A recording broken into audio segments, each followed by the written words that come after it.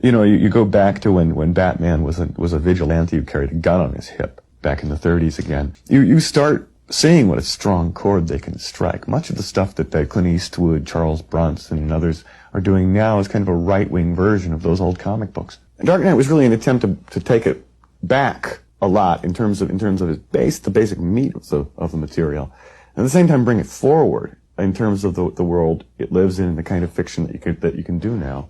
I really enjoyed the idea of making him as old as his legend is, and letting it be a cranky old legend, this ravenous old hero. I wanted to bring back that, hearty sense of malice that he had back in his origin.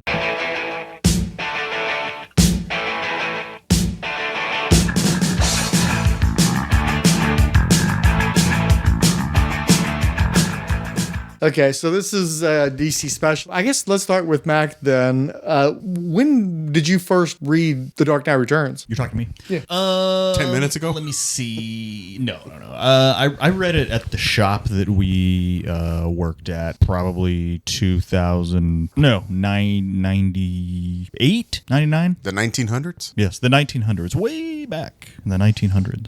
And why'd you wait so long? I don't know. I was a Marvel kid, and you couldn't just get Dark Knight Returns. I was like a newsstand kid. I didn't have comic shops, so you couldn't get Dark Knight at Walgreens. And when did you first start to hear about the book? Was that something that was even in the circles that you traveled in? Again, you're talking about getting stuff off the newsstand. You weren't really a DC guy, so it's not like they were talking about Dark Knight Returns in the Marvel comics and Marvel Age or anything like that. No, I told you kind of after I started working at the comic shop. Right, but I'm saying you never even heard of it then. No, not really. Just like Watchmen, all that stuff. I didn't know about any of that stuff.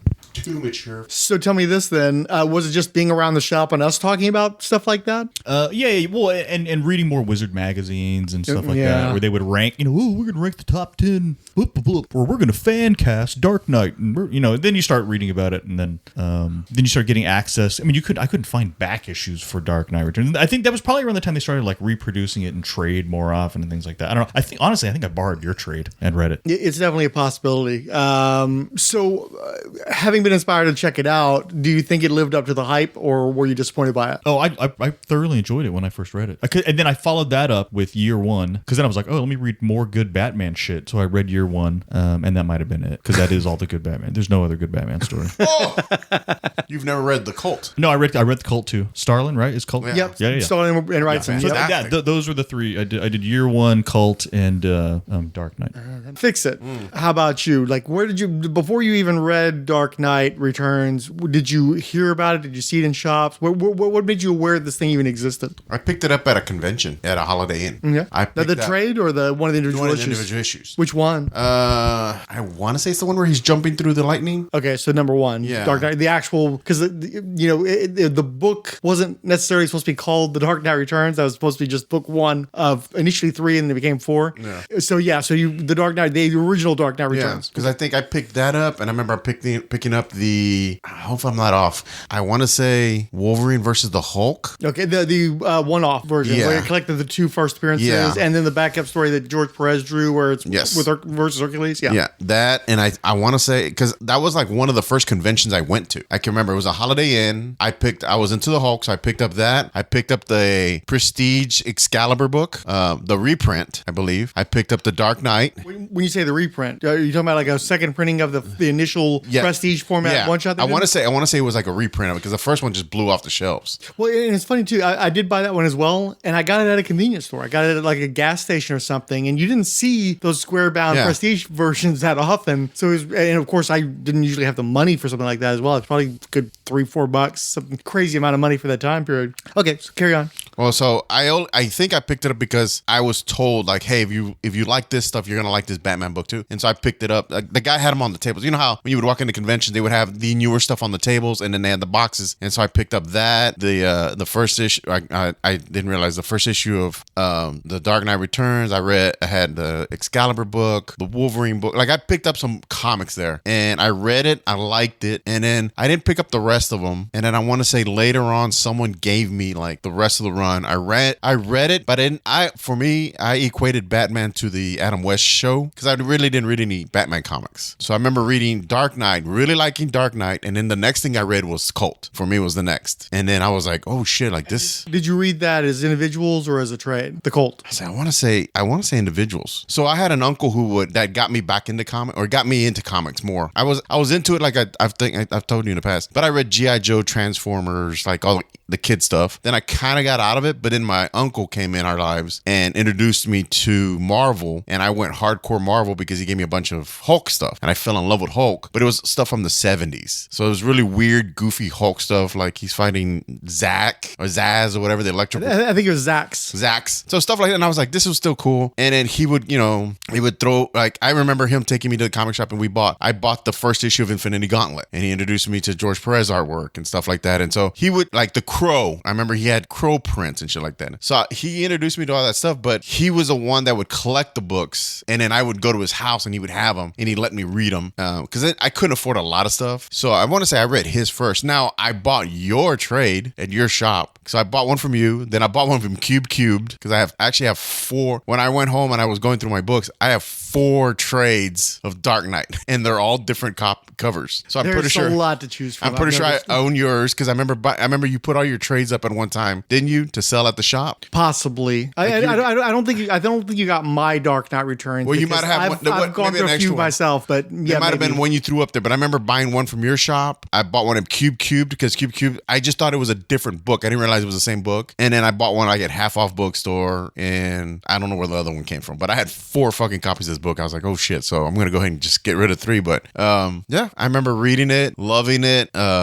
Because of that I was introduced to Frank Miller. So then I read some of his, or was it Ronin? Yeah, Ronin. Yes, the series that directly preceded this one. Yeah, I read Ronin because of that, and I read Ronin, and then I heard about his Sin City, and so I was kind of getting interested in that. And then maybe a little after that, Jim Lee came out with what was that character's name on the Image? Deathblow, and he did that whole page of Sin Frank, City. The Frank Miller inspired, where apparently Frank Miller shitted all over him for stealing his style, which at the time I thought was hilarious. And then you come to realize, well, Frank Miller took his style from a Japanese artist, and so on and so on. But yes, that was my introduction to the Dark Knight. And as you were saying, going into the Dark Knight Returns, you were coming at it from Adam West, Batman 66. Yeah, that was the Batman I knew of. So my Batman was, fucking fighting sharks with shark spray, and it was a goofy. That was Batman to me. I'd never read. If I read any Batman comics, it was always like one-off issues I would find, but I didn't understand the continuity to it because it was just some random issue that I would find. Because I had another uncle who actually read comic books, and he would just stack them like in his room. So he had a mix of Marvel and DC. And at that age, I didn't understand the difference. Like, it was all just superhero stuff to me. So I remember going through his.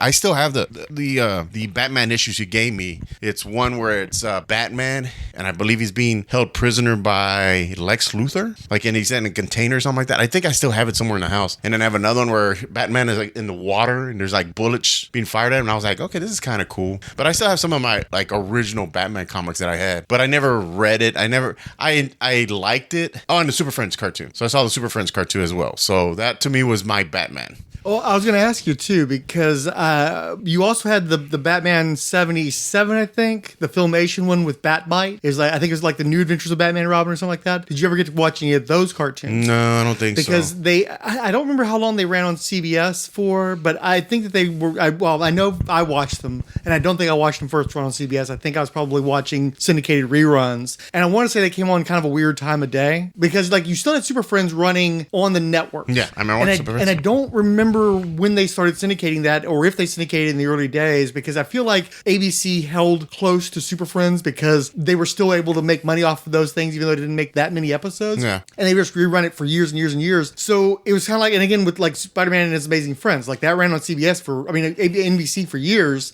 and they wouldn't let that into syndication. You had Spider-Man made specifically for syndication, and then you had the weekend where he had Firestorm and Iceman with him. And so you had that and then the Incredible Hulk. You had that barrier between the two of them to make sure that the big company was able to still make their money off of their version of it. And so in the place of them running Super Friends, they'd have stuff like the Filmation cartoons, which did not have Batman in them. I'm talking about the 66, 67 ones, Superman, Aquaman cartoons that had like the little Justice League and Atom. I think so. Yeah.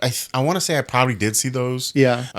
But then they also had the better animated one in the 70s, but again, it had Batmite, who I'm not seeing like a spark of memory of. You remember this, the glowing, the green imp version of Batman that hung out with them and they joined their adventures? Exactly. So yeah. So I did have that, and of course I had the reruns of the 66 show, but because I was reading the comic books fairly early on into my reading, I refer to Batman as one of the primordials where I have no conscious memory of a time without a Batman. And because Batman was one of the biggest superheroes available, regardless of whether or not I ever made a conscious choice to like Batman, I just bought a lot of Batman books as a kid. Mostly they were team-ups. I liked Brave and the Bold because he was Batman and somebody else. Yeah. And plus that was the one Jim Aparo drew, and he was, for me, the best of the Batman artists. Because Neil Adams had already come and gone by then, if I wanted a Neil Adams fix, I had to go to like Power Records and get Man Bat meets Robin or whatever, But I was definitely a Batman guy. I just didn't really actively collect solo Batman stuff. I was into the team-ups. And then I'd not had any exposure to Frank Miller either. He was, I would almost say almost a little before my time, because the first run of Daredevil, when he was doing it, I was reading comics that same time period, but I don't remember seeing Daredevil comics when he was doing them. Mm-hmm. So maybe they were just selling out. Maybe it was like a cult favorite and they just didn't make it in my newsstand.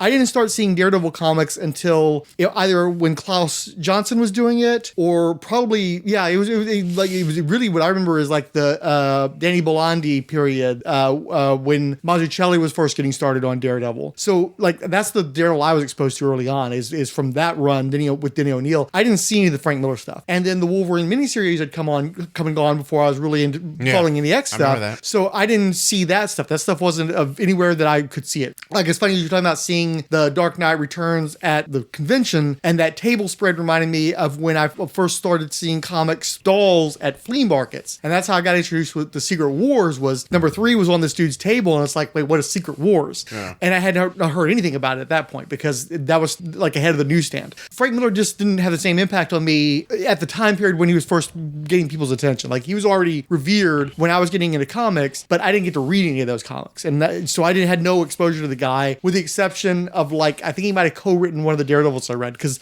I didn't, even though I had an interest in Daredevil, I didn't buy any of the Born Again stuff. So I wasn't even following that stuff in that same time period. So he was sort of he did covers. I might have seen a thing here or there with him, but I really did not have a lot of exposure to him. And I didn't have a ton of exposure to solo Batman. And what happened is my brother was the one who actually got into Batman ahead of the movie.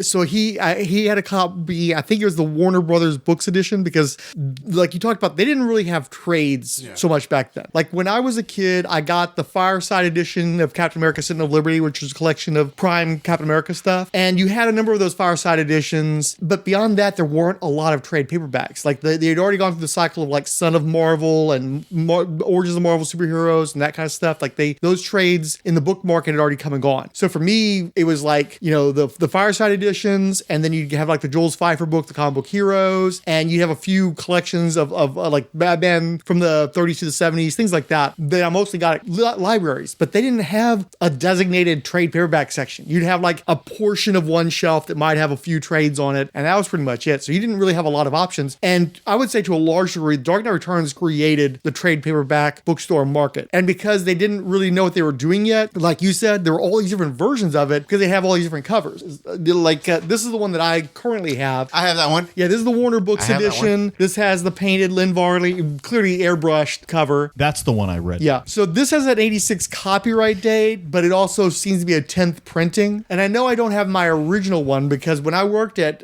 Food for Less back in the early 90s, there was a dude there that was trying to get into comic books, and I like loaned him some of my stuff and never got that shit back. So that's how I lost my first version of The Dark Knight Returns that I owned. That's how I lost, I think, my first version of Fear and Loathing, Martial Law. I think he ended up with mine, and I never got that shit back. Plus, it's funny, I don't know if I ever told you guys this story, but one day, like, I was like a shift leader. I was a stock boy, but I was like the shift leader of the stock boys. And he came in drunk and belligerent, and I told him, look, you're drunk, you need to get out of here. And he got mad at me, and he slapped me across the face. And without even thinking, like, as a just reaction, I immediately slapped him right back. Like it wasn't even a conscious thought. I just popped him, and he was just like so stunned. And I know I hit him harder than he hit me because he got kind of thrown back a little bit, and then he just walked out and left. You know, I think he might have had a few curse words, but like it was one of those rare instances, like actually striking somebody in anger and winning the fight essentially, and also just not even consciously engaging. You know, for me, I was like, oh, but that was cool. I like that happened the way that it happened. I like that I popped him right back, you know, without even thinking about it. So anyway, that's how I lost my original copy. But the first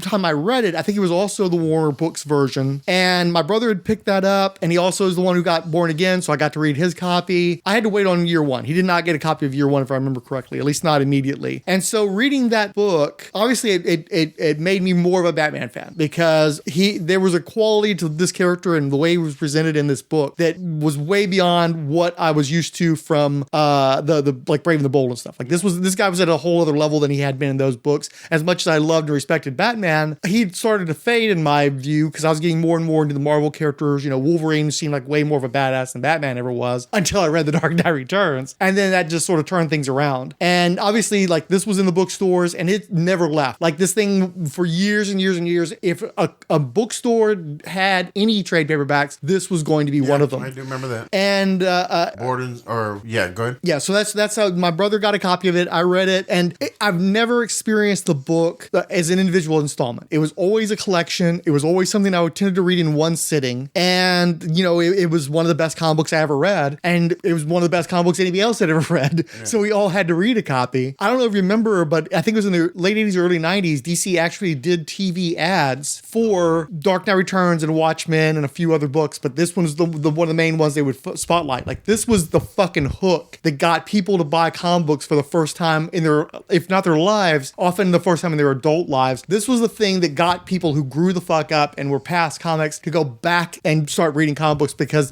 they realized that there was something there for them now as adults that they didn't think was there for them previously. So it was a huge, huge ass book. But as far as my awareness of it, I do think that I saw the house ads, because I always remember they had this weird little subscription ad for a mini-series that was only 4 issues long, but they're like, look, send us money and you'll make sure we get all 4 of the issues. Now, I doubt those were all forced printings, because the one of the things is DC was terrified of this book. They were scared that they were going to create like another Wortham witch hunt or something. And when they put it out, they were like kind of crossed their fingers. And then, even though there were a lot of people bitching about it, there were a lot of guys who were like, this isn't my Batman. Let me buy another couple of copies anyway.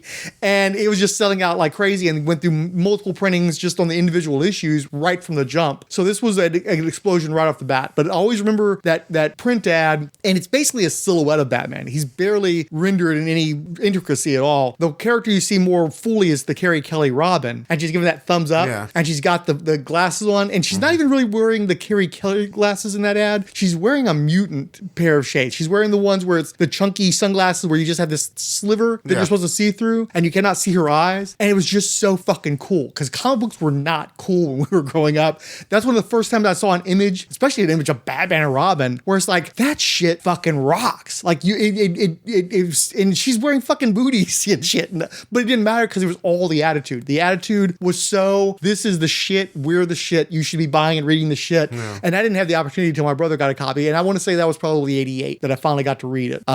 So that was my exposure to it. So what do you guys know about the backstory of this one, though? Not much.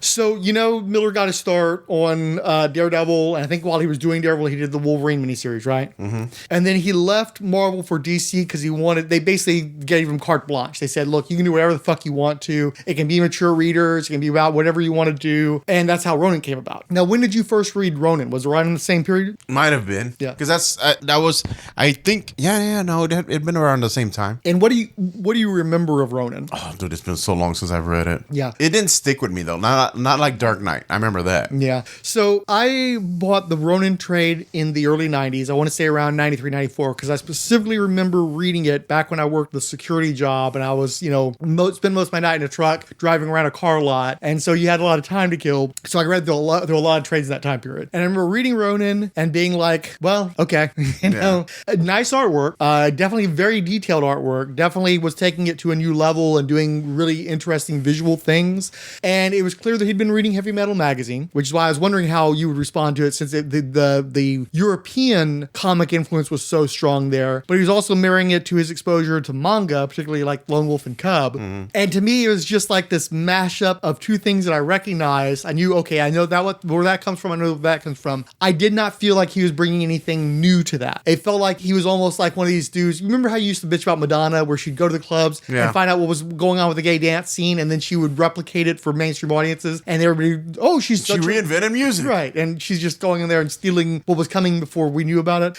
I felt kind of like that was what Miller was trying to do with the movement, that art movement, because I really don't feel like Ronan brought anything new to that type of material. It's just him trying to do like an Akira type thing, and I think by the end it was pretty much he was trying to do Akira. And so visually it was interesting. I could have done without all the racism, and I know that it was ironic racism, but it's still racism.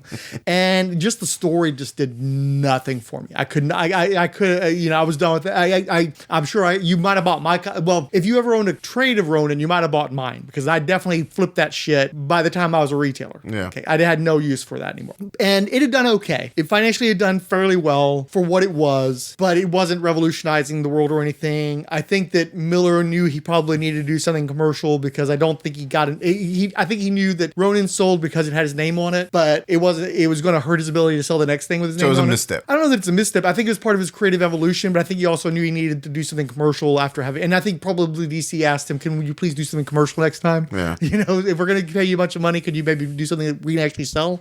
And so he was supposed to do this 3-issue miniseries, and originally it was just called, actually the original title was Holy Terror. And they reprinted the proposal. It's about 8 pages in the 30th anniversary edition. And is that you've got the proposal in there? Yeah. Did you read through that material? I was just skimming it briefly, but yeah, you can see where it says Holy Terror up top, and it's crossed out and says Dark Knight on it. Yeah. And if you read the prose, it's really a mashup. It's like he's doing a year one story for Batman, and there's elements that turned up in Dark Knight and elements that turned up in year one. There's a quote here from Frank Miller. "This is the first thing I ever called Dark Knight, a proposal for a relaunch of Batman. It provided me the backstory for DK1 and much of the substance for Batman Year One." Yeah. And so originally it was going to be a 3-issue miniseries. The original title was Holy Terror. It then became Dark Knight. And I was going through my old Amazing Heroes. I couldn't find anything with Comics Interview, but I also found, I did find stuff in Comics Interview. I couldn't find anything in the Comics Journal. I didn't have those issues. And they're talking about basically the evolution of it. And like Superman wasn't in it originally. And it was going to be kind of a little bit quicker. And he like changed up. Like originally the Joker was going to be like almost ageless and like just this beautiful, person who's and then he decided, no, I'm going the exact opposite way. I'm going to make sure that everybody looks old and haggard and really their age. And the characters evolved over time. But especially I think once he involved Superman and that increased the scale of the story, and that's how he ended up getting to that 4th issue. I think it also said the original ending was supposed to be Batman gets gunned down fighting the cops. Oh, was that what it was? I didn't catch that part. And then I don't know if it says it in the Frank Miller's quote that I read was the original ending was he doesn't fake his death fighting Superman. He got gunned down by the cops. And then he said the story as he kept working on it just kind of got away from him and he changed his mind. Mm-hmm. Cool. Yeah, and I know that Carrie Kelly was inspired by John Byrne, and it's like, oh yeah, John Byrne and the recently pubescent girls. That's kind of on brand, Yeah, with a weird father figure taking them in. Yeah. Right. But Frank Miller loved the idea of that, and I think it was effectively used in the book. I'm trying to think of what else, because I really tried to go in and look at materials from the time period to get a sense of the evolution of the book. But honestly, a lot of what he intended to do was already in place when he started working on it. And reading interviews, I think that he was probably already skiing on top of Snowy Mountain, because there's a lot of him just rambling on about the mythic quality and the bigness and all this kind of shit, and not really getting too much into the substance of the story. Just like he was definitely already on his rightward kick, because even though people were kind of making fun of him, because he was definitely anti-authority, he was definitely anti-government at the time. Ronnie Reagan was government, so he comes across as anti-Ronnie, and definitely Ronnie gets put through his paces in this story. But also, like they've watered down our heroes, and they're weak now, and they're not iconic anymore. And they don't show us who we're supposed to be anymore. And all these heroes have too much backstory and too many details, and we just need them to be these icons that show us how powerful people can be and lead the way to what kind of people we're supposed to be. It's like, okay, I can sign and see the arc of Frank Miller. It's funny because Billy Hines once talked about him being a mugged liberal. And the first time he said it, I took him literally. He's like, oh, he was a liberal who got mugged and became more rightward. And then I remembered at some point, not immediately to my shame, oh wait, mugged liberal is a term. It's for those people that are kind of lefty, but then they take a rightward turn because bad things happen to them and it make them be more authoritarian and fascistic and shit. But then when I was reading his interview with Brian Azzarello in the 30th anniversary edition, no, he literally was mugged multiple times in New York City. And a lot of it was his reflection of this anger and resentment of what things were like in New York City in the 1980s. And also he was loving Dirty Harry movies in the time period and watching a lot of that kind of shit. Yeah, well, and you can definitely see that in the book. This says it's specifically the 1983 film Sudden Impact, in which Dirty Harry returns from a crime-fighting lengthy hiatus. Yeah, it had been a little while, I think, because I think the Enforcer was, I want to say, like 76, 77, and then Sudden Impact was 84, if I remember correctly, because that was the only... No, sorry, I saw two of the Dirty Harry movies in the theater. I saw Sudden Impact in 84, and then I saw the Deadpool in, 89, I think it was? So I did get to see two of them. But that shit was on TV all the fucking time, and my stepfather's favorite actor was Clint Eastwood, and I watched goddamn near every Clint Eastwood movie that was ever made, except for the Westerns. So, yeah, I can definitely see the Clint Eastwood in this shit. So, having recently reread that Brian Azzarello stuff, was there anything else in there that you remember, though? I recently read the Brian Azzarello stuff? No, you read that, the forward stuff. In the 30th anniversary edition, there's that forward with Brian Azzarello. I didn't read any of it. You didn't read any of that shit? Okay, we were recording some of that stuff, so I thought you'd read it. So what was funny to me, too... I'm just smart. That's all. Smart. Okay. Tonight marks the 10th anniversary of the last sighting of the Batman. All units, robbery in progress. Gotham City Trust. They call us a gang. Only when they die by our hands will they know Gotham City belongs to the mutants! What the hell is that? Batman! Come out here and face me like a man!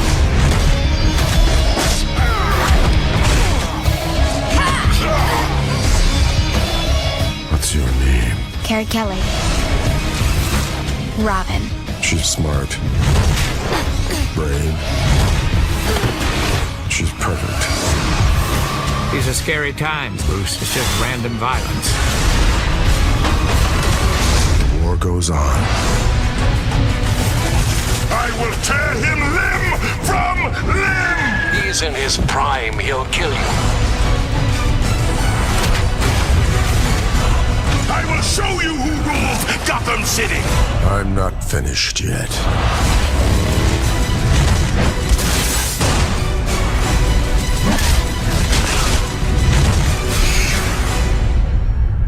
You just crippled that man! He's young. He'll walk again. I struggled to go back and read this in the modern times because what I realized, I was trying to think about when was the last time I read this book, because once I had my own copies in the early 90s, I'd probably read it every couple of years or so. And I'm not a big like rereader guy, but especially as I got more and more comic books to reread before they were like a precious finite resource, as a child. But I'd reread it every few years, and it occurred to me that I think we've known each other as of this year. By the end of this year, all of us will have known each other for 30 years. Oh, wow. Yeah, I think I've read it one time in that 30 years. And I think it was probably around the time I met you guys, or maybe within a few years of meeting you guys. So it's been a long damn time since I read it. And I have my physical copy, the one that you guys were just passing around. And I struggle to start on it in part because my copy is old and beat up, and the pages have grayed some, and the book itself is so fucking gray that I just struggled to get through those first pages. But also, my edition has the introduction by Alan Moore. And I always forget the Alan Moore introduction because I always think about Frank Miller's introduction to Year One, where he's talking about, like reclaiming the iconic status of Batman and going back to the 1940 stuff. I always forget the Alan Moore stuff because at the first time I read it, I didn't know really who the fuck Alan Moore was. He was a guy that did some stuff, but he not broken into my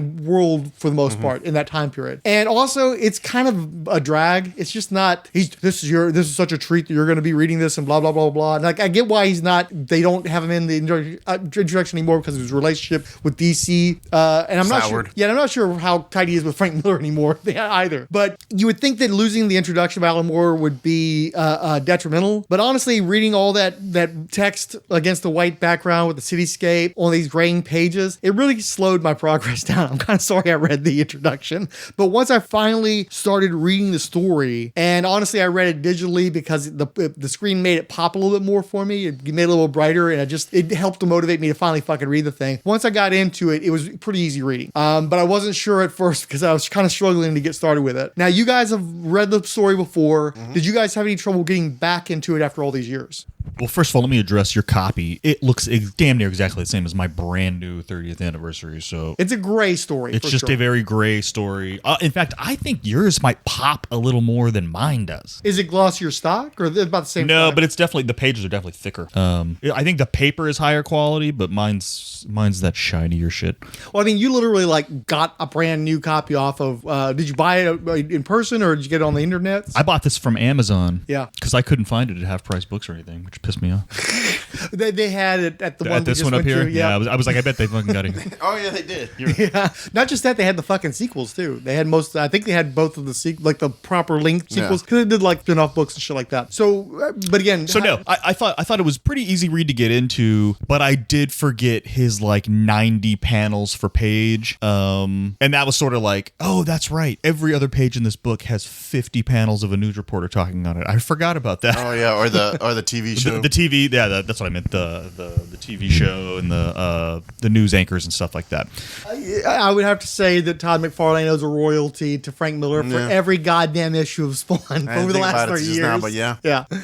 So did that slow your progress then? No. You just had to. It was 4 issues. I had to blow through it, and I ran out of time before I had other stuff to do. Yeah. Sorry, dude. I had to read the last issue tonight for the show. Like I said, I was telling you, and for starters, I think question number one was, did you actually bother to reread it before we talked? No, but I've read it so many times. I figured. Yeah. I think I told you earlier. I've watched the animated movie. I've watched the Batman series cartoon where they did this small segment with Michael Ironside as Batman. I've read it at least a good 7 times, maybe. Who, by the way, is the voice in my head as I read. Oh yeah, absolutely, every time. That's the them or Peter Weller. So yeah, I'm gonna get back to that. But Mac, I know everybody knows the fucking story, but do you want to thumb through and make running commentary? Because if for no other reason than your voice hasn't been. No, you don't even fuck with it. No. Okay. Well, I mean, there's 4 issues. There's one story in each issue with an overarching kind of a theme. So the first issue is I'm already blanking. What the hell? It's just The Dark Knight Returns. I haven't podcasted in a long time. So the first issue is they're foreshadowing the mutant dudes and Harvey Dent. So the first issue is Harvey Dent, Two-Face getting released. The second issue is the mutants. The third issue is the Joker, and the fourth issue is the Sons of the Batman and his confrontation with Superman. Don't they allude to his age as well, like his health? Yeah. Throughout the whole thing is how he's slow, he's senile, but he's scolding himself because he's off a beat, right? And the whole first issue is the return of Batman because basically all superheroes are gone, okay? And then there's the over theme that the superheroes have gone away. There was some negotiated banning of superheroes, and in turn, Superman has to invisibly work for the U.S. government, but he's supposed to stay out of sight, right? And they all and so that's why there was a myth of the Batman, and there's a myth of nobody knows who Green Arrow is anymore, and they've all Wonder Woman went back to Themyscira, and they're all gone. Green Lantern fucked off to space, right? And there's this Batman sees Superman as having betrayed their people, the superhero, the Supes. He's betrayed the Supes by turning coat and making them all go away and working for humans. Is that kind of? No, that's pretty close. I am curious though, since you have the 30th anniversary edition, did you read the little short 2-page story, Truth to Power by James Olsen, that comes in that version? No. Okay. So essentially, it's Jimmy Olsen, who I think now is supposed to be running Galaxy Communications, which was the broadcaster that Clark Kent was at. So in this version, unlike the movie version, Jimmy Olsen is not executed by Al Qaeda. Right. True. Right.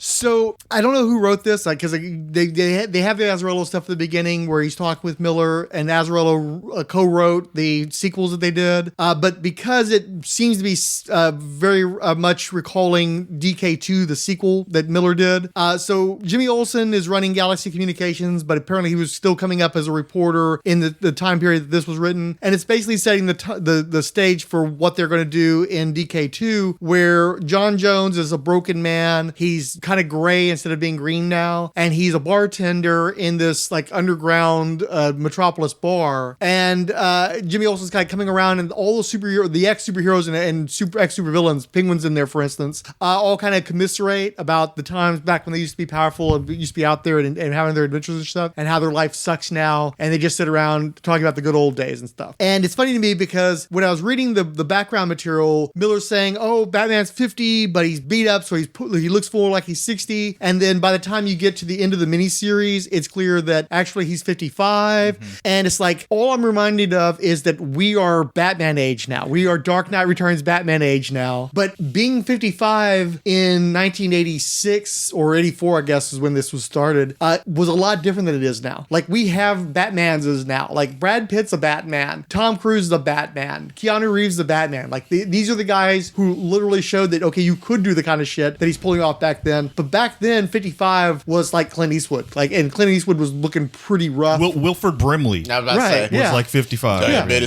Like, the cast of Cocoon was in their early 50s, but we looked at them as like 80-year-old. Exactly. So it was a different time, but eventually we proved that you could do a Batman. But it's also funny because we're Batman age now, and I don't think I could be climbing up on a moving helicopter or anything. But I'm doing okay. I've definitely seen worse people trying to pull off their 50s. So anyway, just throwing that out there. The fucking humble brag all of a sudden by someone who refuses to show his face on the internet. Take that little crumb of clue for you, internet. Okay. Now, there's also the Batman Noir, which is the black and white version of Dark Knight Returns, where the entire story is rendered in black and white, but it's still in comic book dimensions and shit. Not like an absolute edition where you can see the paste ups and stuff, which I think exists, but I didn't have access to that. Did you guys look at that stuff? Yes, no. I've definitely looked at the black and white version. Okay.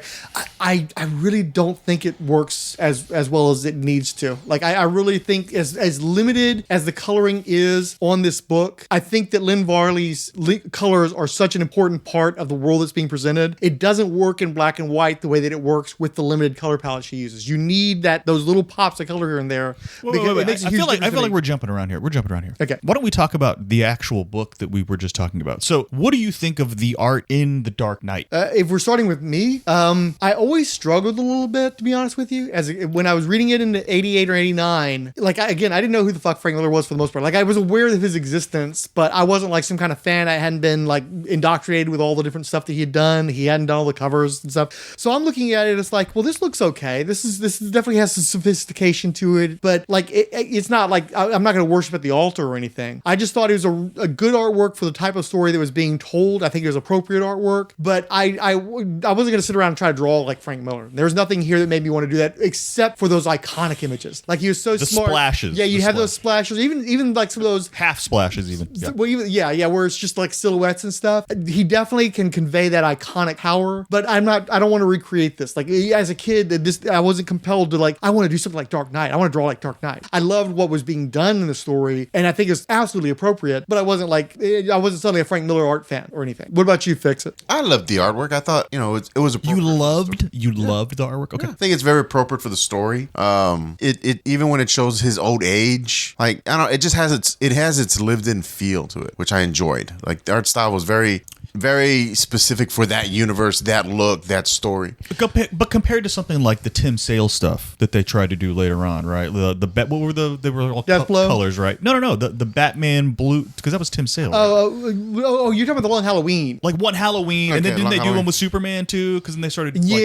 Superman for all seasons. For all seasons, right? Like, I feel like anyway. So what I was gonna say, because I let you guys say, is that like, this is, for better or worse, this is uncopyable, right? Like, you couldn't try and do the artwork in Dark Knight. It reminds me a lot of like Giffen's God, dude, my brain is just fried today. Trencher, right? Like, I'm gonna try and do Trencher. Nobody would even try and do Trencher. It's so bizarre. Sam Keith, R.I.P. Right. Who's gonna like Mac style? You can't do it. But again, people looking at Sam Keith, it would be a massive turnoff. A lot of people are probably seeing all the memorials to Sam Keith and being being like, what's the big deal? Like the Wolverine looks ridiculous. Yeah. You know what I mean? But once you read the story and you see how well it like fits, you can't really imagine anybody else drawing it. Like, could you imagine like Jim Lee, who I know who's taken cracks at this kind of stuff? Like somebody like that trying to do this book, it would be gross. That's what I'm saying. That art style has that live-in feel. But it's not good. But and honestly, subjective. No. It's good. But I would say the storytelling is not good. No, I think the multi-panel. It's like I can't picture this book without it. But it's super cheapo. Copy the same square over and over and over and over and over again. And really, the fight with Superman, it fucking jumps all around, dude. You can barely fucking tell what's going on. You know what it is because you've read it so many times. Your brain has filled in the blanks, and you've seen it in cartoon, and you've seen it kind of in movie form. So you know what, and then you know how it ends. So I think your brain is filling in some of the gaps. But like the raw storytelling in this book, like sometimes like there's the scene where she's the woman who, I don't know if she's a prostitute or whatever, and she's talking about the John that's like rough with her, and then Batman shows up and just beats the shit out of him or whatever. Like you kind of can't even tell what's going on. Someone's getting punched in it, and I can't tell who is even getting punched. It's just not, the actual pure storytelling is not clean. It's not as clean, you know what I mean? And that's, I guess I could, it's a criticism of the book, but it's sort of like, you know, I don't know. I feel like that kind of a criticism is like, at the time there was nothing like that. But yeah, that's what I'm saying. There was nothing like it, and there's been a lot. I excuse it completely. You know, and also I think the deadlines for this book were completely fuck. Right? This book came out on time, right? No.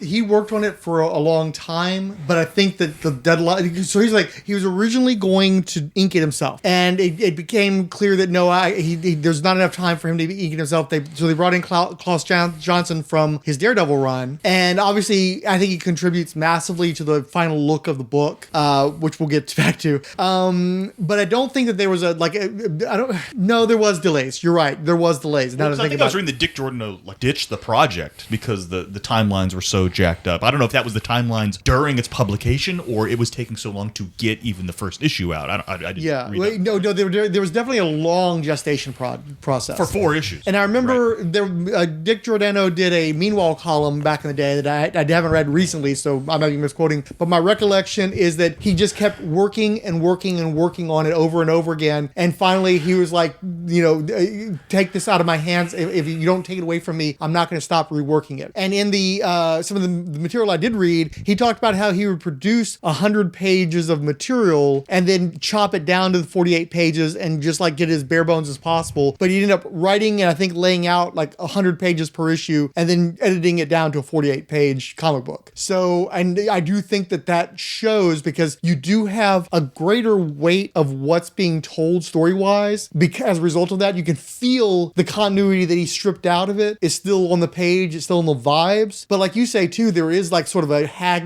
chopped feeling to this. Like it's a chopped up edit and we're missing some stuff. It's weird, especially reading it now. There is a Snyder-esque quality to like, maybe you needed to have the 4-hour cut for some of this material. I think Miller's a better storyteller, so I think that everything is conveyed correctly and you get to the point, but you do kind of feel this sense of like you're missing some interstitial material that got chopped out. I'll give you a few like high level examples. One is, in my opinion, like the hate for Batman that runs through it in the city of Gotham is not well established. Yeah. He's kicking all the crime has run rampant in the city, and he's kicking these guys' asses. But then there's this like the commissioner hates him. The commissioner wants him, and you keep it. Well, I don't think the commissioner hates. I don't get what the impression was is that he's a lawless vigilante and she's a by the books commissioner. By the way, one thing but there's an overall like we have to the replacement for Gordon has to be an anti-Batman. True, and it's almost like okay, so why are we? It's like we're singling out Batman, and then it keeps going. Well, then it's the Sons of the Batman. We have the Shrink or whatever that goes on TV with the Joker.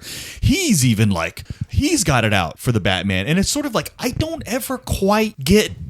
Well, no, I do kind of get it though, because I think that the puppet master behind the two mayors recognizes that Batman is disempowering and taking the spotlight away from the mayor, and he's eroding their power. And I think that's what's motivating him, not some irrational hatred, but because they wanted to take power back. But I'm saying that's also why they're cagey about where they stand on Batman for the longest time, because A, the mayor is a coward, but B, they're kind of figuring out where this is going to land to make sure they're on the right side of it. Right, I get it, but then it's also like, when are we gonna pull Superman in to get a hold of the Batman situation? And that goes beyond the mayor, right? So Well, that's Ronnie. That's Ronald Reagan. That's Reagan. And maybe to a degree because the there's governor. a superhero coming back. But what I'm saying is that goes to, for sure, that was fleshed out more in the other 40 pages that didn't make the book. Right. That you get to piece it together. Oh, you totally understand what's going on. Well, like, but some of it's just like, just trust us, because there's only got 4 issues. So just trust us. You just buy into the hate. You know what I'm saying? I think the one person that genuinely hates Batman is the psychiatrist, because basically Batman is responsible for everything as far as this guy's concerned, and he only sees the fractured humanity, the poor, wounded psychopaths that kill hundreds of people, but it's all Batman's fault. So the other example tees off. That's him. He is the straw man, bleeding heart liberal of the piece. So the other one is like, how the fuck Joker gets out and gets on TV is another one where just like the issue starts and he's going on the David Letterman show, and I'm just like, bro,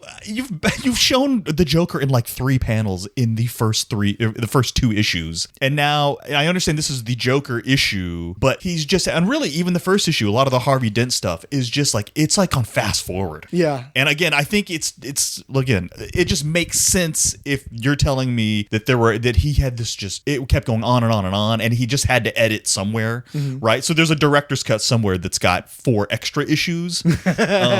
But in the end, it kind of ends up being fine, because the pace does keep going. The Harvey story is not 3. If the Harvey story had been 3 issues, you would have been like, let's get this shit over with already, right? So you do get to blow through it, and then you get to, like I said, the mutants. There's like a little foreshadowing of the mutants on TV, and then you get to the mutants. It's like, okay, well, we don't have to wait at all. And then we go, and you know, the mutants henchmen go from the mutants to the Joker's men to the Sons of the Batman, right? So yeah, they could have added an extra issue or an issue and a half in between to help fill this stuff out. I'm not saying it necessarily hurts the story, but it's just, you have to accept it with the book, that it kind of has this, you'll get a page with 52 panels, and for some reason it feels like the story is going slow, and then it wraps up and the issue's over, and you're like, oh, I couldn't have handled 8 issues of this, but 4 still somehow feels right. And again, the media figures are covering an enormous amount of exposition. Yes. But also, we know who Two-Face is. We know who, I didn't know as much in 88. Like, he was not a guy I had a lot of experience with at the time.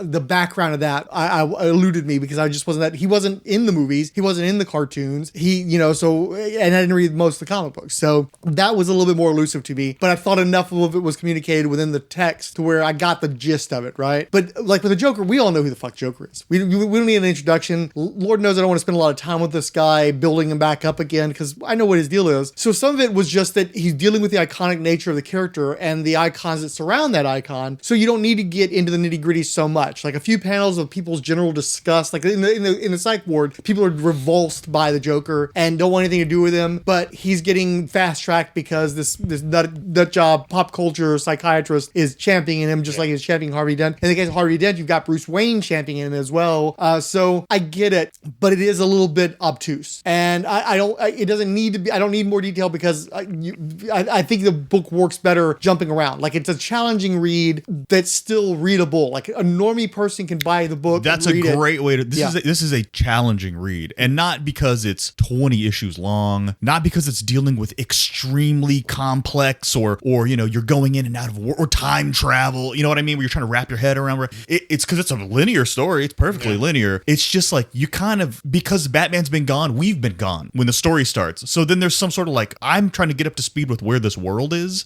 You know what I mean? Just like Batman's trying to get up to speed with where this world is because he's been out of it so long. So again, it kind of helps it, but it's not perfect, right? Yeah. Although the flaws in it are what kind of makes it unique, and you know what I mean? Because again, like I'm saying, you can't get it. I can't get that feeling of trying to get my feet on the ground of Gotham City in this future, this imperfect future.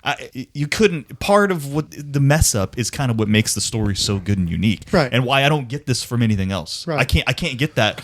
I'm like lost in a little bit. I'm trying to figure out. And you would normally say like, well, I didn't know what was going on, but it's not. I think it helps kind of add to the chaos. Yeah. This book is just chaos all the time. Globally, it's chaos with the war going with the Soviets. It feeds into the sense of uncertainty the world is experiencing. truly don't know. Not only am I kind of confused, I'm like a little scared. Like I don't know what is going on. There's a war. There's a nuclear war going on at the Maltese island or whatever. And Corto Maltese. Corto Maltese. Yeah.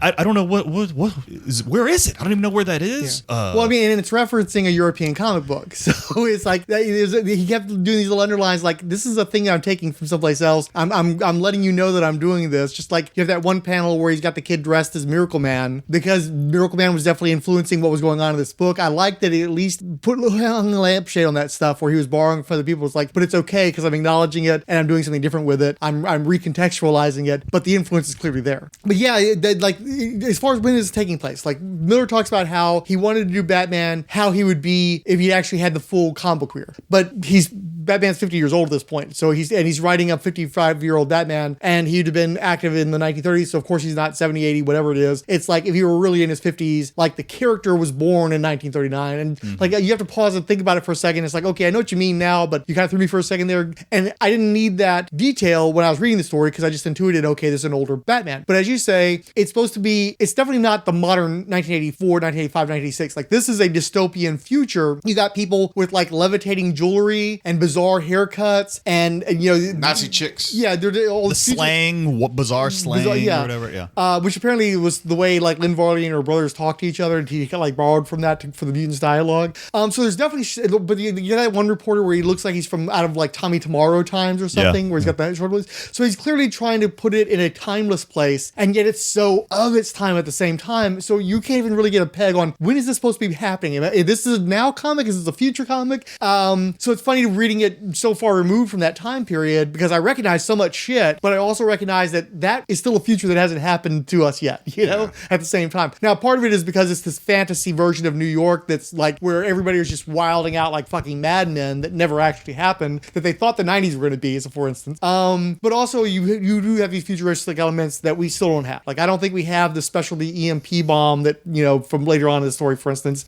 although I don't think they've been advancing that technology so much, thankfully. But yeah, now you were talking about the influences, all that media shit. It's funny, like being that willfully obtuse and forcing the reader to do some of the lifting and the storytelling. It's funny that Howard Chaykin actually was pioneering that in American Flag, but the vast majority of people weren't reading American Flag. No. So that's another instance where he's kind of Elvising it, where it's like, okay, I'm going to take this thing that normal people don't know about, and I'm going to put it into a very mainstream project, and everybody's going to associate this with me from now on. But it was actually a Howard Chaykin thing. And then of course, like the artwork is clearly very European influenced, and it's a situation where he's trying to draw as little as possible. He's still on his way towards that sort of minimalism, because if you look at Ronin, it is maximalist. It's like, how many fucking different pieces of art ink can I put on this page to form this demon, you know, and all this kind of shit that he's doing in Ronin. And then he's like doing the reverse, like how little can I draw and still get away with it? Yeah, the pencils in the back of this 30th anniversary, it is like some of these iconic, like the shot of Batman and Robin here jumping. There is so little detail in this drawing. Yeah. It's like an outline. Yeah. It's amazing how little there is to such an iconic picture. My brother picked up the Punisher comic books. He picked up the Circle of Blood miniseries. I think he had most of the issues they managed to get from his comic shop, so I was reading those. And then he got the early issues of the ongoing series, which was drawn entirely by Klaus Janson. And I fucking hated that shit. And then I get to the Dark Knight. Klaus Janson, friend of the show. If that's the theme of all themes on this freaking decade-long podcast. And then again, I get to the Dark Knight Returns, and I'm looking at it, and I don't know who the fuck Frank Miller is, so I can't tell where Frank Miller stops and Klaus Janson starts. Plus, I was only somewhat familiar with him. Like, I recognized his artwork in the book, but I don't think I could have named the dude back then, right? So much of this book is Janson, though. Like, he really fucking realizes a lot of what's on the page. The core of it's still Miller. The storytelling is still Miller, but so much of the style is Janson, and I don't think he gets enough credit for that, or he gets too much credit depending on who you're talking to, because there are people that give him Legis Dallas because he is the one who realized this book that Miller kind of laid out.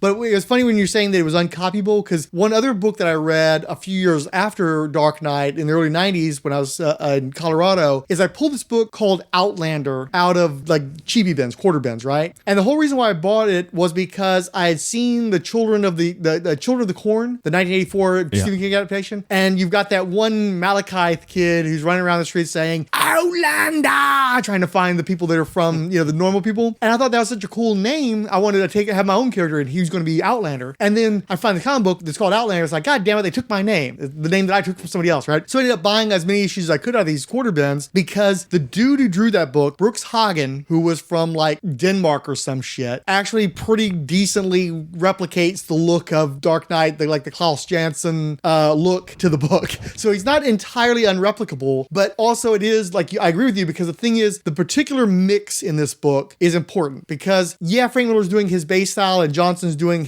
putting his stank on it, right? But also, especially reading it today, being more educated about comic book art than I was at any point prior, is that there's a lot of Carmine Infantino in this. And I never realized it before, how much of that angular quality, how much the faces are Carmine faces, that classic 60s new look Batman faces. And also I saw a lot of like Harvey Kurtzman, a lot of that Mad style, a lot of editorial cartoonists where they're again, that sort of minimalism where they're not trying to be like super intricate, but there's a lot of lines on the page, a lot of kind of sloppy lines, but it gets the story across and you keep the momentum. Like even the great splash pages, like when he's been shot in the chest and he's fallen off the tightrope and you've revealed the Kevlar padding underneath the Batman symbol and he's got the rifle and he's tilting it back up so they can shoot it and the helicopter's above him. That's such a great image, but it's not like a Jim Lee thing where it's super fucking detailed and shit. It's just detailed enough for you to go, damn, and then you go right on to the next panel and keep going. You don't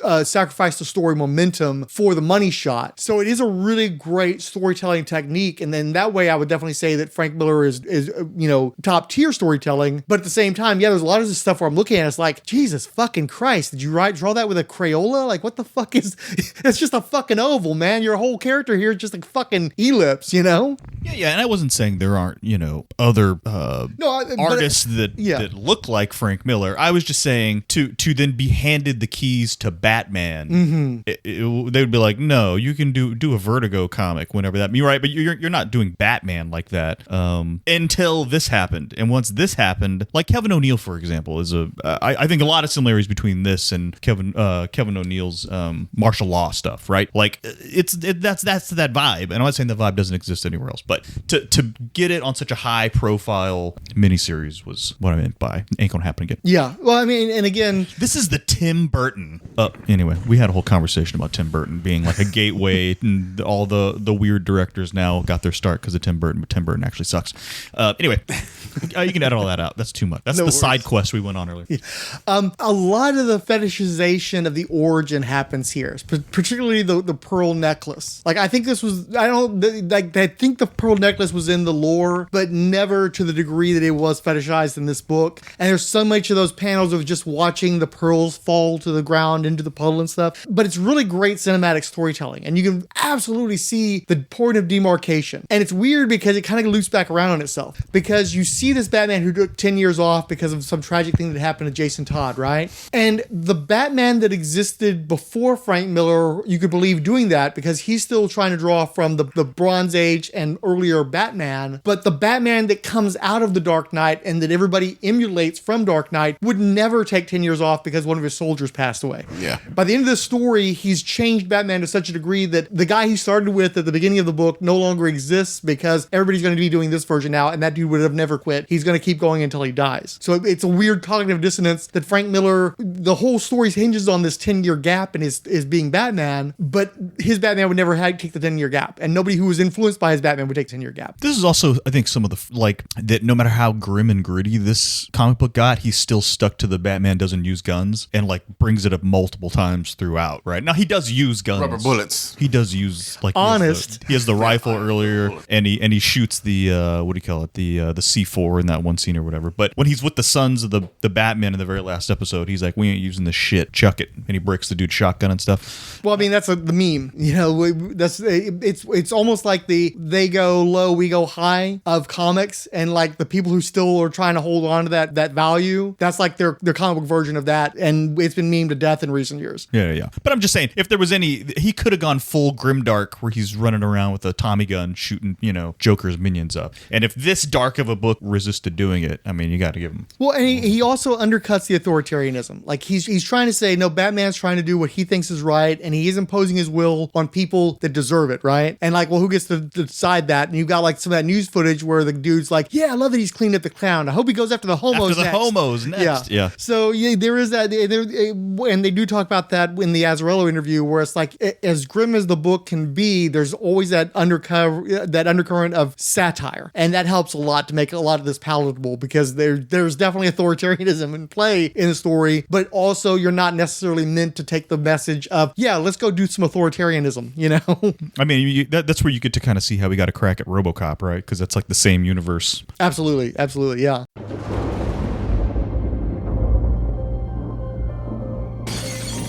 Dark Knight Returns is possibly the greatest piece of art that DC Comics has ever published.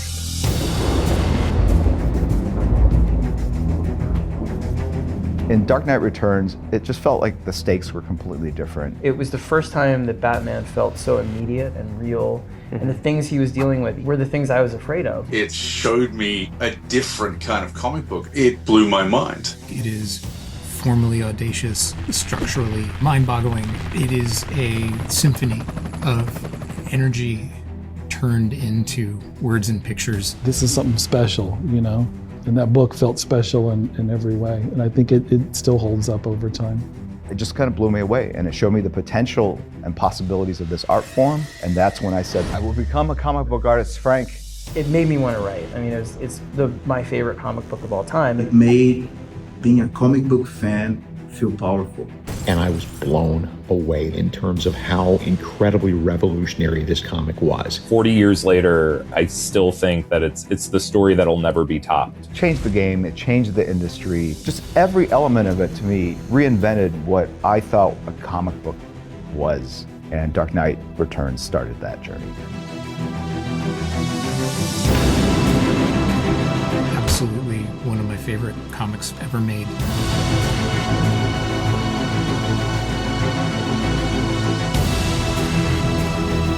The Dark Knight Returns is more than a comic book. It is a Bible for fans and creators.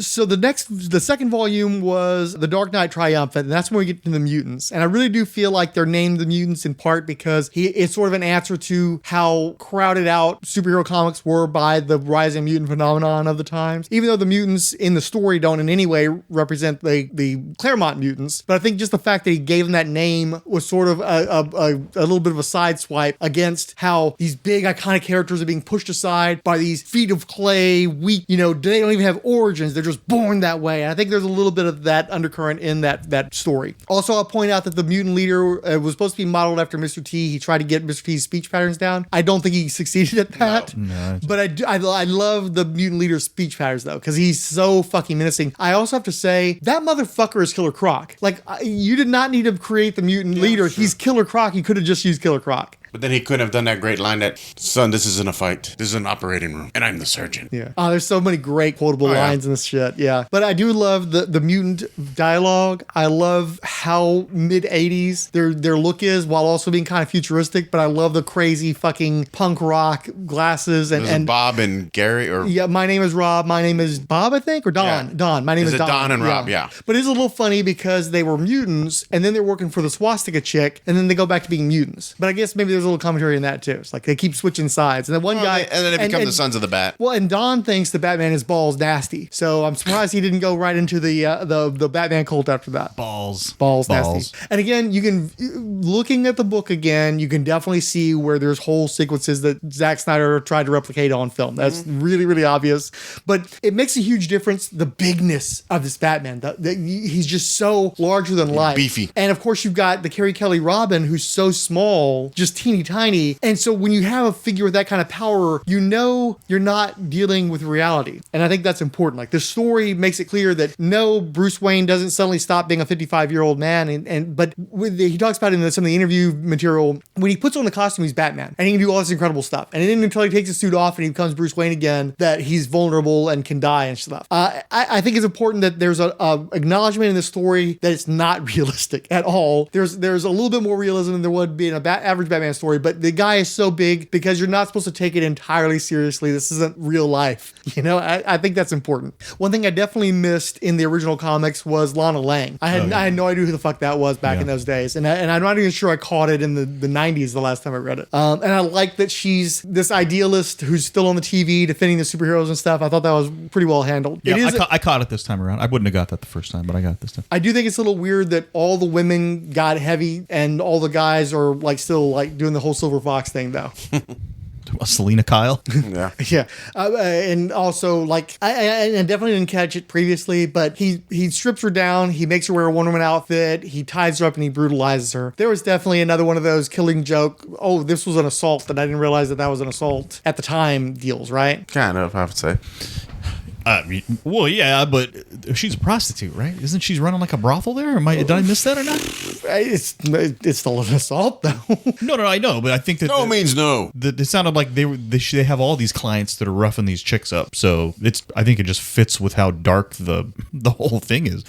Being Houstonians, I think we have to mention that the police commissioner was supposed to be based on Kathy Whitmire, former mayor of Houston. I didn't know that. You didn't know that? I didn't realize that. Now, she was straight. The real one was straight. I'm pretty sure this one's coded gay, though. I think it's interesting how Carrie Kelly imprints on Bruce so quickly. And again, that's one of those things that, like, she just shows up and he's like, okay, well, you're my good little soldier now. I'm going to start training you. Now, you could get fired if you do the wrong thing. I'm definitely going to fire you if you do the wrong thing. But yeah, you're already automatically in. And, like, he's daddy, like, immediately. That was kind of wild. Well, her parents are junky losers who forget she just ran away. So didn't we have a kid?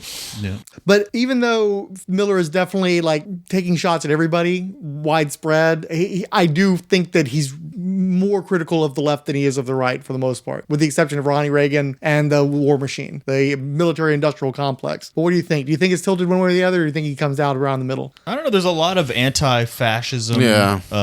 F the police in this too. So I don't know. Okay. I mean, like I said, Ronald Reagan's like a complete caricature goof in this. Yeah, he's book, real so I don't really know how he's taking more shots at the liberals than he is the elephants. Yeah. So with Hunt the Dark Knight, he's definitely referencing his swastika chick from Ronin, right? I think. Like I said, I can't remember Ronin that well. I do love how Batman keeps putting on these disguises where he's like really disgusting and deformed. They did a good job of making him feel like inhuman so that when you do have the reveal, you kind of buy it. So do we want to talk about the coloring now then? I like the coloring. The sort of washed out. Yeah. I think you get the great contrast whenever the bat symbol goes up and it's like that bright yellow amongst everything all washed out, and Robin's colors pop because she's like this uncorrupted youthful figure, and everything else is just and then Superman, of course, pop. His colors always pop and everything, and then everything else is just this washed out, disgusting.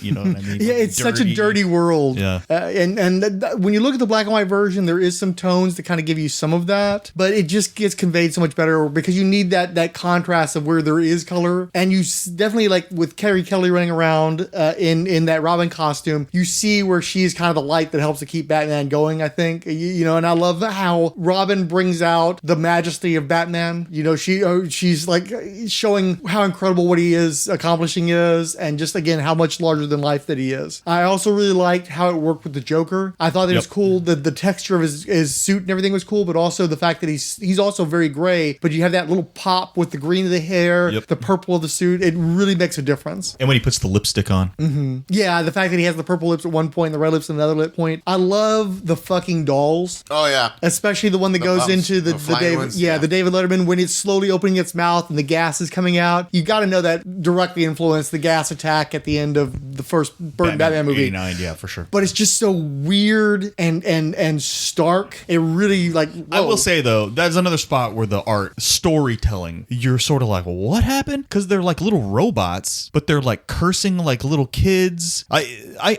got a little lost with the little floating dolls with poison in them. I was like, they just sort of came out of nowhere and were just flying around creating all sorts of havoc. It is definitely goofy imagery that's kind of like silly, unleashing just like hundreds of people dead from these little dolls or whatever. But I don't know. I didn't get I didn't understand why they were talking like that. Didn't they call somebody a bitch at one point or something? Yeah, but they're like robots. It is funny too how they float. Yeah, I'm like, what? You just have that jetpacks or anything. Little moments where they use a curse word and it like was very effective because they didn't use it very much.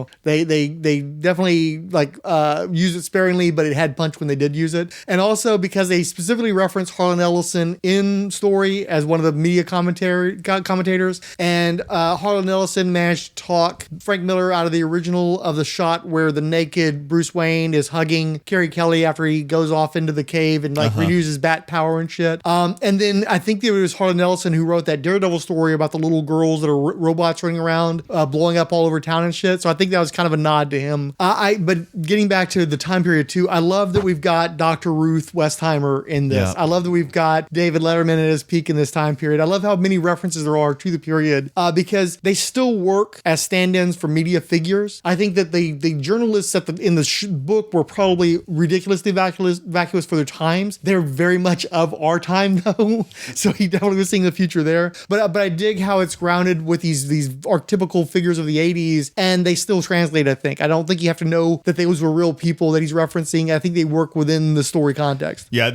As I was reading this, I couldn't get Land of Confusion by Genesis out of my head. Right, the video, because that's what it was. These just caricatures of the celebrity tapestry of the 1980s. And then, of course, we get to The Dark Knight Falls, which is when we really get into the geopolitics. We really get into the nuclear 80s. And, of course, the big battle with Superman. Thoughts?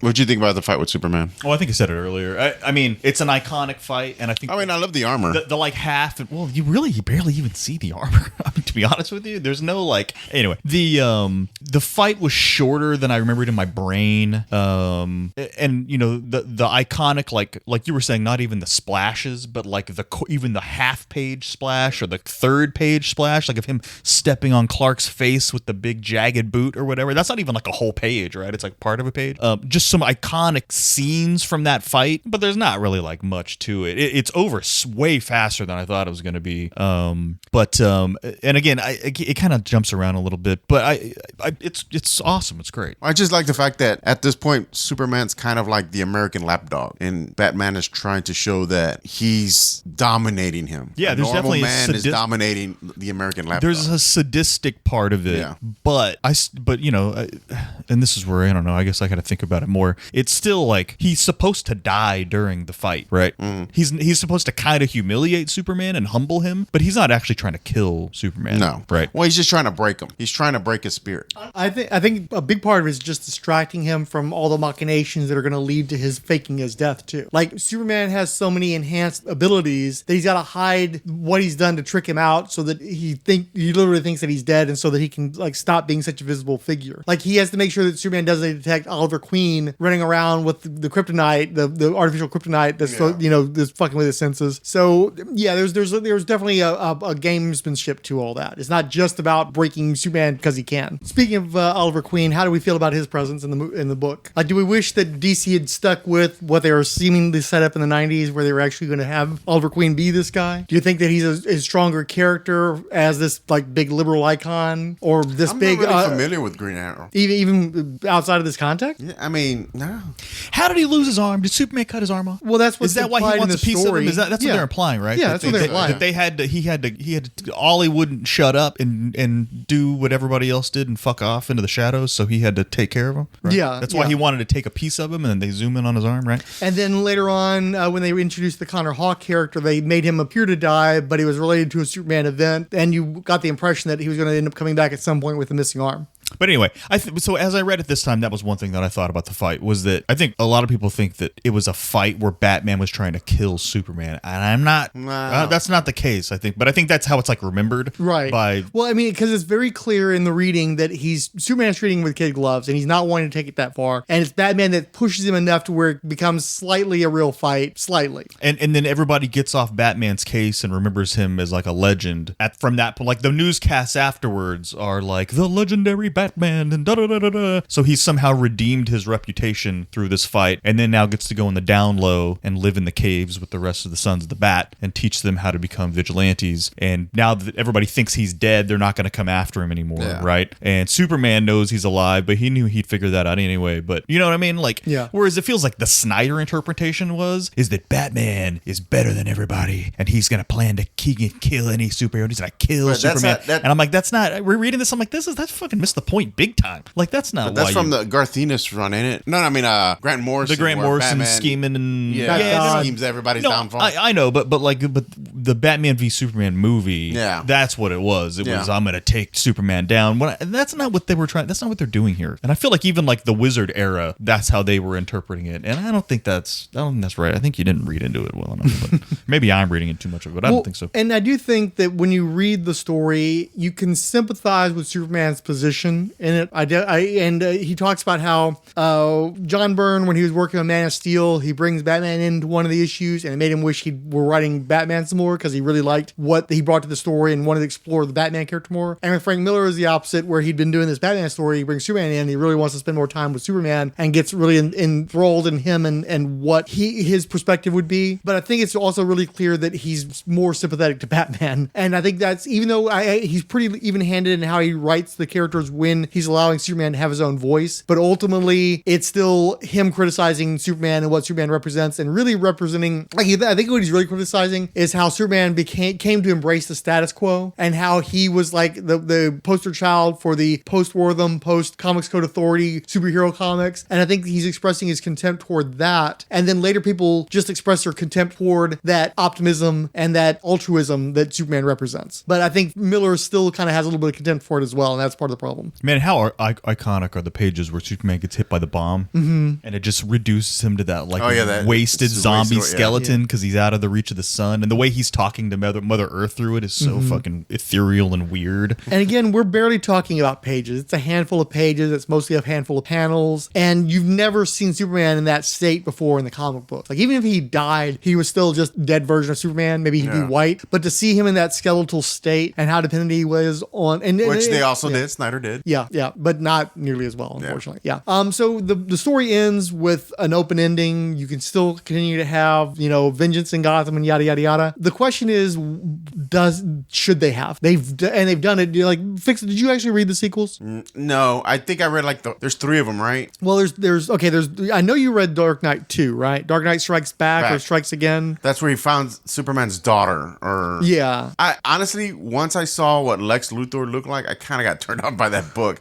The art style was so cartoonish and just goofy that I don't think I ever finished reading it. I think I sporadically read through it, and I remember seeing Superman and Wonder Woman having a daughter, and she's flying around in a suit, and that's it. And the Flash was in some kind of contraption to keep him moving. And what's his name? The fucking dude that shrinks. I like the Atom was fighting monsters on a petri dish. He'd been trapped in a petri dish the whole time. Martian Manhunter was what? He'd opened up his mind to the world to feel what it'd be like to be human, and it broke his mind, and he was just sort of like a vegetable, altered. Let's just say, like, vulnerable, weakened, shattered shell of a human being. Yeah, apparently a bartender. So I kind of vaguely remember that, but not very detailed. Yeah, I couldn't tell you the story, and I didn't even know there was a third one. Yeah. So Mac, did you ever read that stuff? Because I think you were still working at the shop when that came out, right? No, I remember when it came out, and I was sort of like, meh. Yeah, I was excited for it. That might have been the last time I read Dark Knight. Was before that. There was definitely hype when it was coming out. Oh yeah. But I just remember that there seemed to be like a universal, they shouldn't have done this afterwards. Oh yeah. Well, whether this was a cash grab by everybody involved, kind of a vibe. I'd ordered copies for the shop, and I'd ordered a copy for myself, and I bought it, and I took it home, and I read it, and it was dog shit. And I'd already sold out of most of my copies, if not all of my copies, pretty quickly. So I just went ahead and sold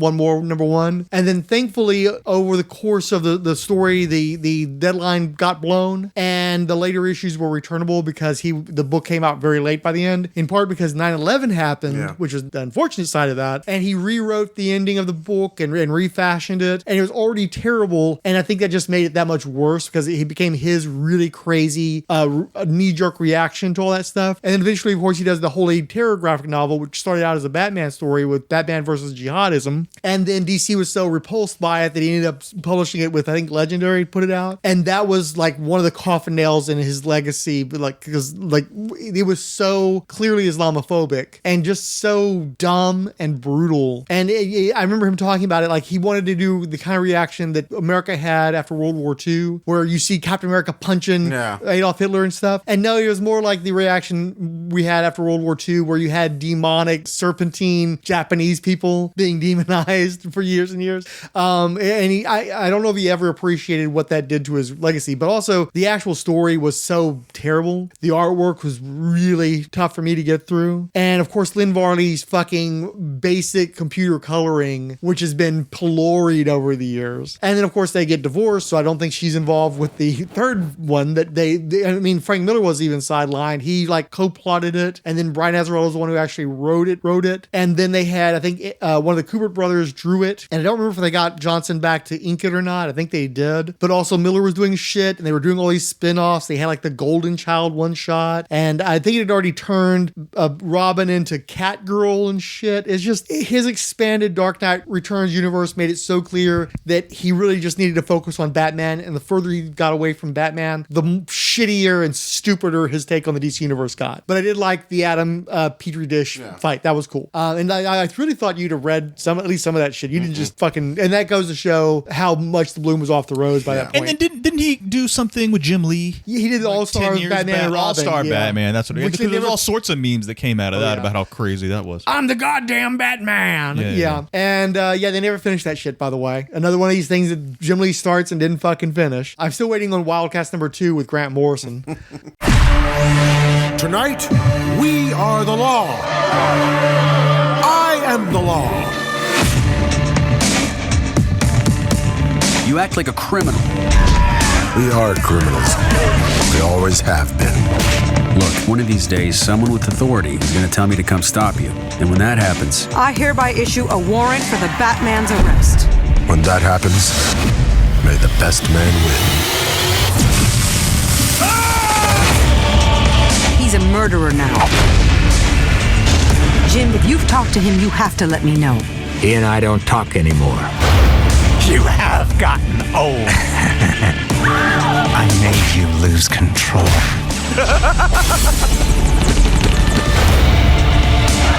All the people I've murdered. It ends tonight.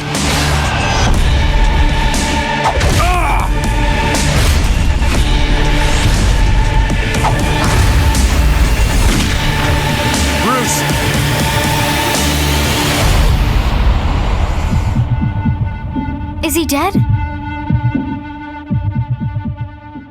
So now we can talk about the fucking adaptation. You said you rewatched it. Did you finish rewatching it, you said? I saw the first half. First half, so part one. And this was some animated? Yeah, this was, I think it was between, somewhere between the end of the Timverse and the beginning of what they called, I think, the Futureverse, where they did new animation styles and stuff. And when did this come out? What, around 14 or so? 14, 16, somewhere in there? Oh, so decently recent? Okay. Yeah, that was okay. So I think what happened is I think that part 2 was streaming on one of the services we had, and I started watching it. I got about 5 minutes in. I thought it was so fucking wretched that I couldn't finish it. I didn't want to continue with it at all. What do you mean wretched? Fucking wretched. Okay, so I wanted to check it out before we did this podcast, right? And so I searched for it, and again, these fucking streamers fucking you over. They made it appear like the only way to watch it was to pay $10 per chapter from like Amazon or some shit, right? Well, then I looked around a little bit more, and it turns out it's free on YouTube with commercials. Yeah. So I watched like 15, 20 minutes of the first part again, and it reminded me of why I hated it to begin with. They get in broad strokes the look of the Frank Miller stuff down, like the character designs, but not the noodling, not the crazy detailing and sparsity of detailing and such. It starts with him in the car race, and it's so clearly computer generated car movements and stuff. It just looks like those games they used to have where you would have a car on acetate and you'd move a little lever around to make it move across some speed racer. Yeah, like some speed racer shit. Not even that though. I'm talking about like the video games, like the old 70s, like first generation video games. And these things are moving around in ways that have nothing to do with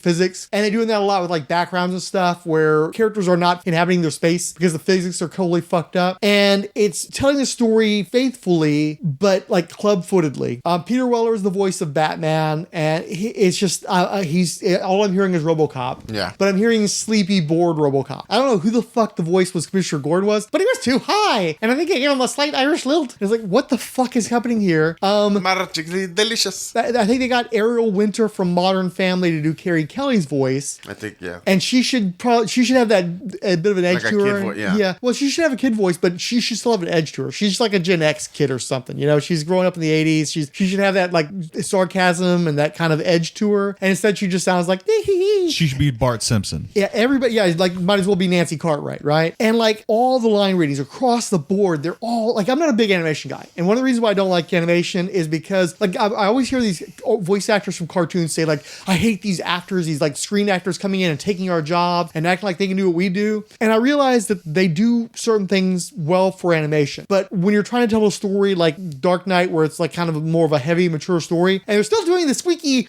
fucking One Piece voices and shit. They're still doing, like, the fucking Fox Kids voices in this context. That's just bad acting. And also, the visuals don't match the audio, and the visuals also don't match the book, and the colors are too, like, cell animation, but also you've got all this computer shit going on, and it's getting it's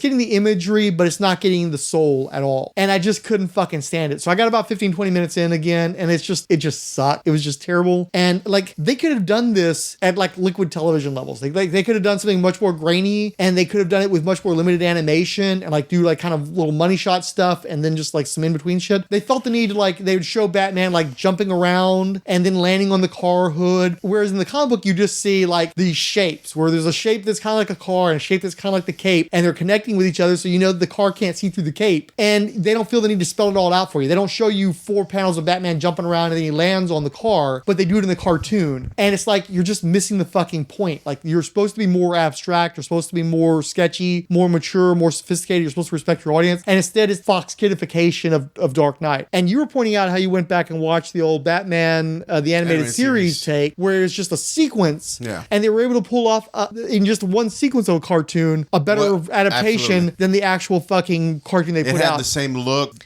it just had the weight of the book. And there was the adaptation that they did, the proper quote-unquote proper adaptation, was so weightless and unsophisticated. It seemed too clean to me. The way art too style clean. Was too clean. It just didn't fit the story. Where if you watch the Batman one, they tried to match the book. Michael Ironside's voice was perfect.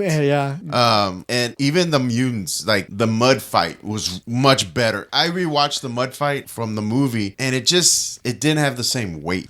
I don't know. I agree with Frank. It wasn't very good. I watched the first half. Yeah. They don't even wait for an order. Kids these days, no respect.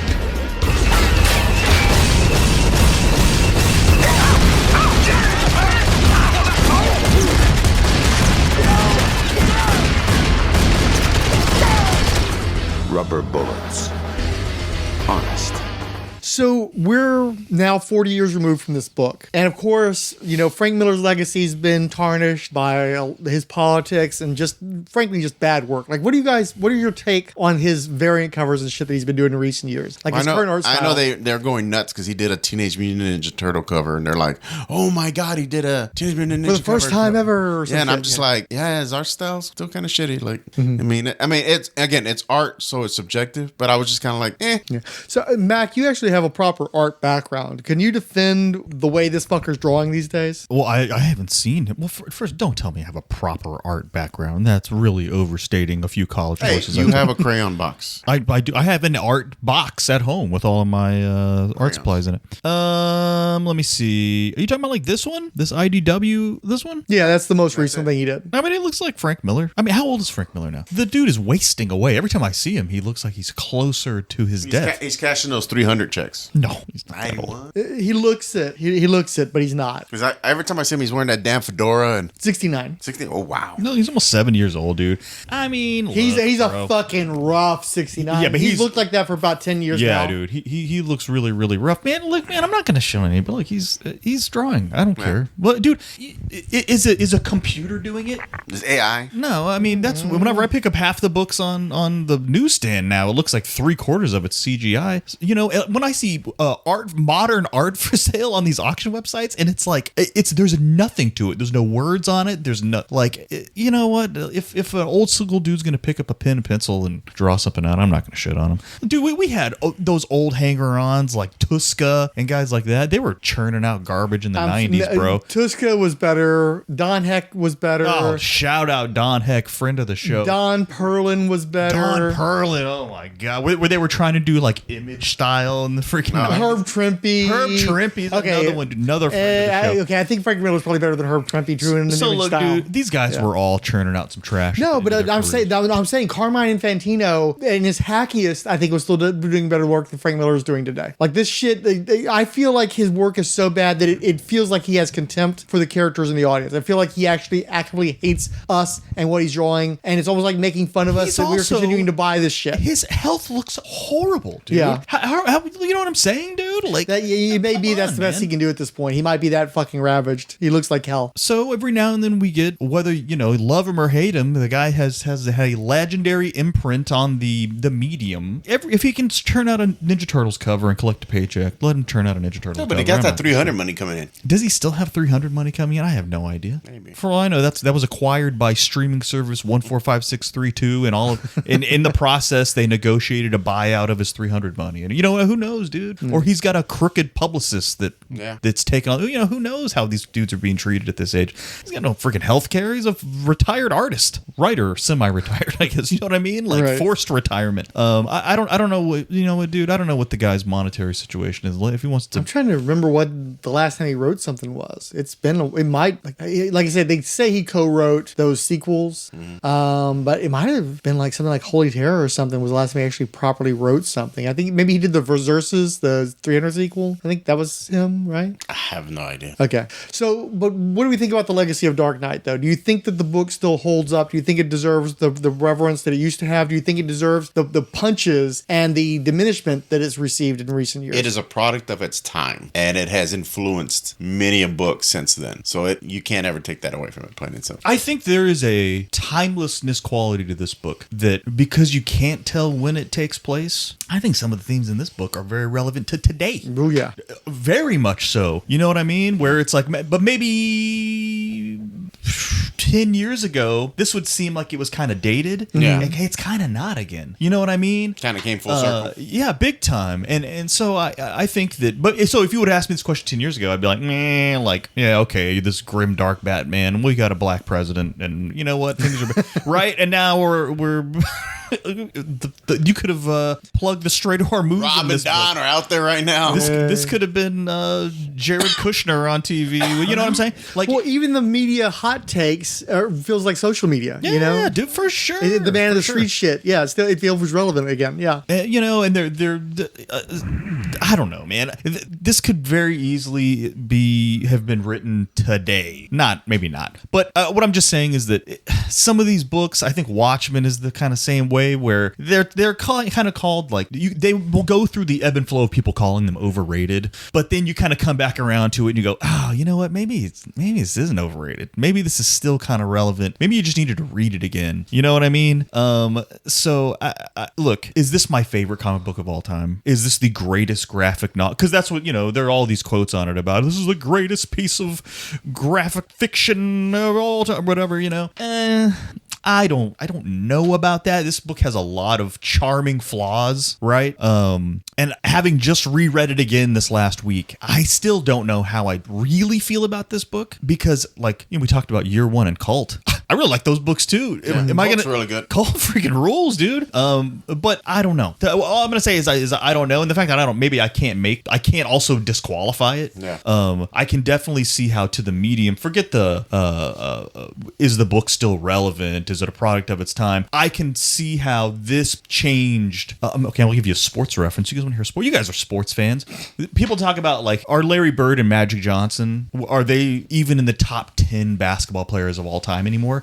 I say it doesn't matter, because before Larry Bird and Magic Johnson, NBA games were on tape delay. You couldn't watch live NBA games. They were played in the middle of the day, then they would rerun them the next day. It was when Larry Bird and Magic Johnson came around, it legitimized the sport, right? So people talk about Bill Russell and Wilt Chamberlain, bro. Those games were all on tape delay. If you saw them at all, right? It was Bird and Johnson gave us Michael Jordan. You can hear the John Tesh theme in your head. That's because of Magic Johnson and Larry Bird. This was the Magic Johnson and Larry Bird of this legitimized comic books, right? Yeah. And you could start to take it seriously. They made them literature.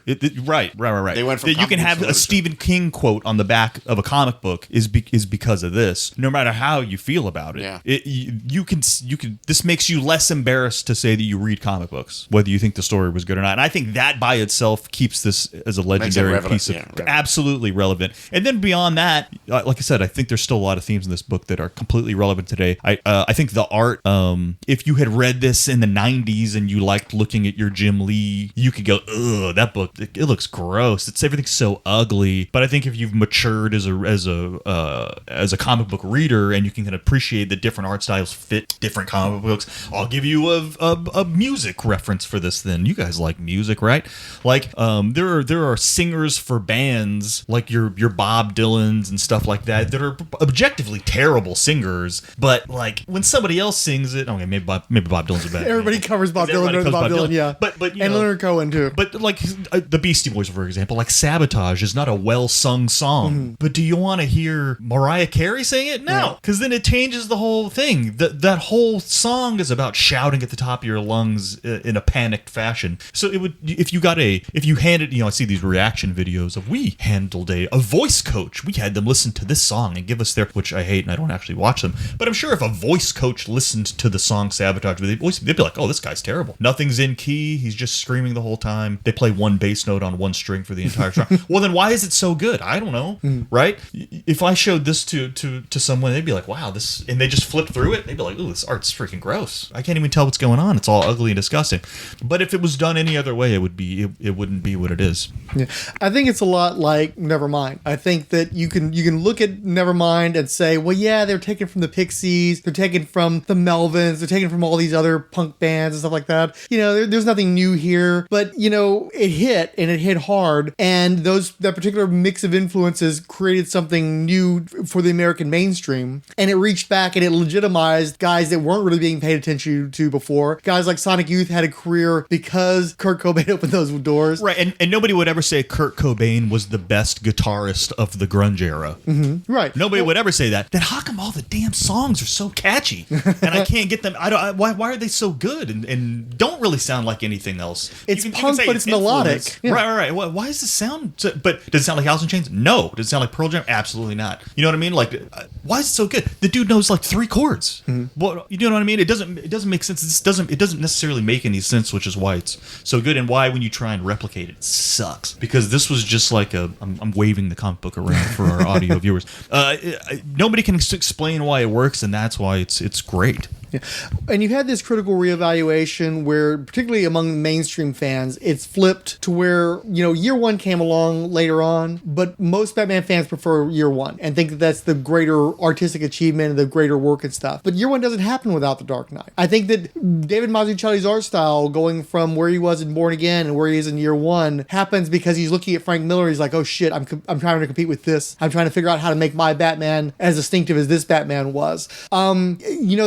There's a lot of people who say that 1986 was the greatest year in comics, and the 2 main reasons for that are The Dark Knight Returns and Watchmen. And I think the reverence for Watchmen grew over time. You've had the movies and you've had the TV series, and there's a lot of acclaim. Like, Watchmen's held on to its rep better than Dark Knight Returns did. But I didn't give a fuck about Watchmen when it came out. I didn't know what the fuck Watchmen was. I didn't read Watchmen until like 94. Watchmen only hit certain people. It definitely changed how a lot of creatives addressed what they were doing, but it didn't change the medium, especially not immediately. And a lot of people point out that Watchmen, to a large degree, is the same fucking story as Mark Gruenwald and Paul Ryan's Suicide Squad.